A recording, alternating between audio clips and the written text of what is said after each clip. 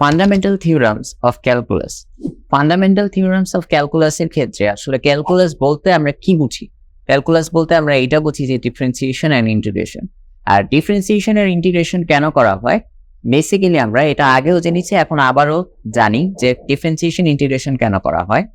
একটা পার্টিকুলার জিনিসের এরিয়া বের করার জন্য। সো আমরা কিন্তু জেনেছিলাম যে কোন একটা স্কোয়ারের যে এরিয়াটা বের করে সেটা কি, স্কোয়ারের এরিয়া আমরা হচ্ছে ফর্মুলা অ্যাপ্লাই করে স্কোয়ারের এরিয়াটা বের করতে পারি।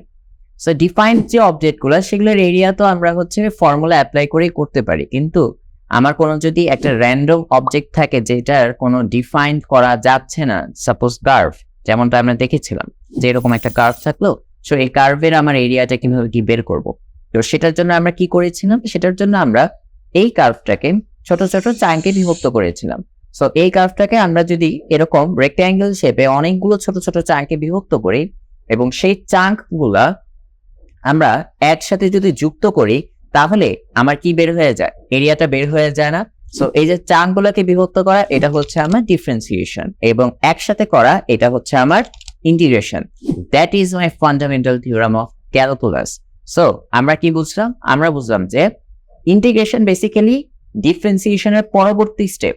আগে হবে ডিফারেন্সিয়েশন, তারপরে হবে হচ্ছে ইন্টিগ্রেশন, তারপরেই আমরা কোন একটা পার্টিকুলার জিনিসের এরিয়াটা বের করতে পারবো।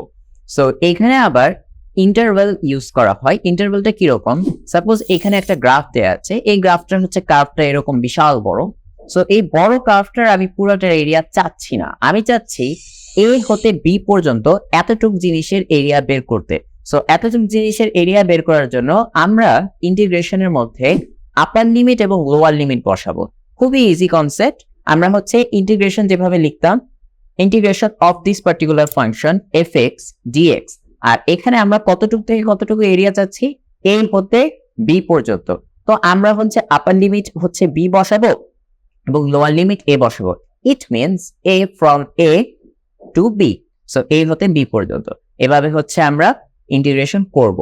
সো ইন্টিগ্রালের ক্ষেত্রে ডাবল ইন্টিগ্রাল, ট্রিপল ইন্টিগ্রাল এবং হচ্ছে কিভাবে ইন্টারভ্যালের ইন্টিগ্রেশন করা হয় এবং ইন্টিগ্রেশনের নানান ধরনের টেকনিক, ফার্দারমন ডিফারেন্সিয়েশনের নানান ধরনের টেকনিক আমাদের এই কোর্সে এবং পরবর্তী কোর্সগুলোতেও আরো আলোচনা করা হবে।